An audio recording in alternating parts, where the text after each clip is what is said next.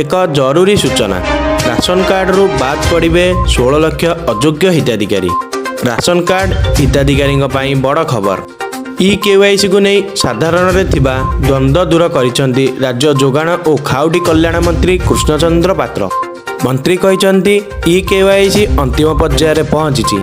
एजाए 85% लोक केवाईसी करि सारिलेनी। 16 लाख अयोग्य राशन कार्ड हिताधिकारी चिन्हट होइछंती। सरकारक लक्ष्य जो माने अयोग्य से बाद दिज्व। राशन कार्ड रु बाद पड़े 16 लाख अयोग्य हिताधिकारी। विदेशी को मिलता राशन कार्ड रो तदंत पाई निर्देश दिया जायछि। विदेशी माने कार्ड पाइथिले एहाकु कटाजिव बोली मंत्री कहिसंती। आउ अल्प दिन भितर केवाईसी जान शेष हेबो। यापर जो माने अयोग्य थिबे राज्य सरकार सेमानक कार्ड काटिबे बोली मंत्री कहिसंती।